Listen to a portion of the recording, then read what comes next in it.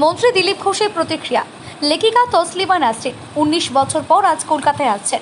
দিল্লিতে ছাত্রদের বিক্ষোভে পুলিশের পদক্ষেপের জেরে কংগ্রেসের সভাপতি মল্লিকার্জুন খাড়গে কেন্দ্রীয় স্বরাষ্ট্রমন্ত্রী অমিত শাহর কাছে ক্ষমা চাওয়া এবং পদত্যাগের দাবি জানিয়েছেন। পাশাপাশি তিনি প্রশ্ন ফাঁসের ঘটনাকে ছাত্রছাত্রী ও তাদের পরিবারের সঙ্গে প্রতারণা বলে মন্তব্য করেন। তার দাবি 2024 সালে মূল আইন পাশের সময় বিরোধীরা আরও কঠোর আইন আনার দাবি তুলেছিল। তিনি আরও বলেন, কংগ্রেসের নেতা রাহুল গান্ধী ভারত জোড়া যাত্রার সময় বিষয়টি তুলে ধরেছিলেন। দিলীপ ঘোষের বক্তব্য, পাঞ্জাবে প্রশ্ন ফাঁসের ঘটনা ঘটেছে, কিন্তু সেই বিষয়ে কংগ্রেস জনতা পার্টি নীরব রয়েছে। তার দাবি, আরএসএস জানিয়েছে যে কংগ্রেস জনতা পার্টিকে বোঝানোর চেষ্টা করা হোক এবং এই বিষয়ে কোনো পদক্ষেপ না নেওয়া হোক।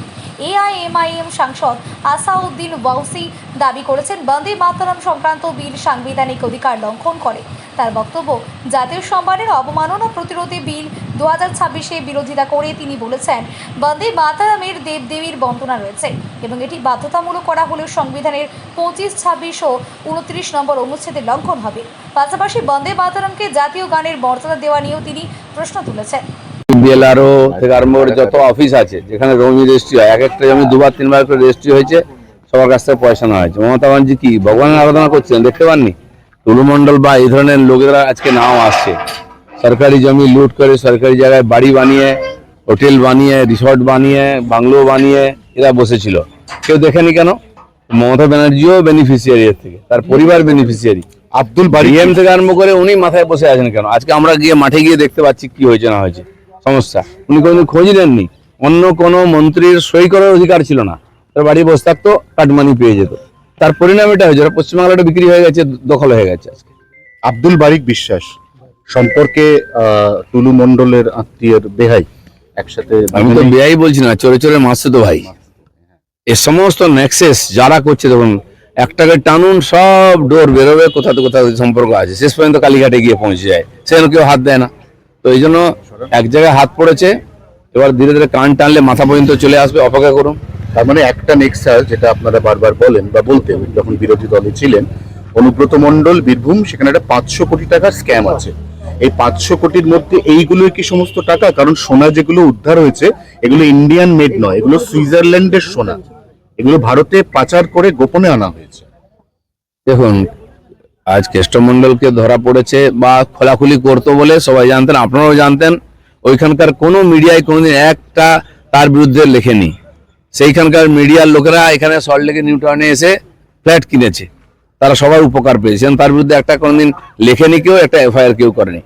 শুধু কেষ্টমণ্ডল নেই, আজকে ছোট ছোট বড় বড় কেষ্টমণ্ডল সমস্ত জেলাতে আছে, তৈরি করা হয়েছে। ওরা হোলসেলার, হ্যান্ডলার, ওখান থেকে টাকা পয়সা তুলে কালীঘাটে পাঠাতো। তো এখন সেই পুলিশরাও জানতো। এখন সরকার পাল্টেছে, তো শুরু হয়েছে ধরপাকড়, এক একটা ইনকোয়ারি হচ্ছে।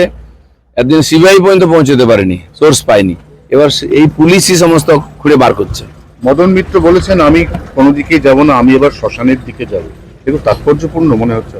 এত সাহায্য বললে আগে শ্মশানের দরজা খুলবে? অনেক আছে ভোগান্তি এখনো। আপনারা যা করেছেন, আমি চ্যালেঞ্জ করছি মদন মিত্র। এখন একটা হোটেল দখল করেছে ওনার এক চেলা, তারা আমার কাছে এসছে, আমি সেখানেও পুলিশ কারবাই করাবো।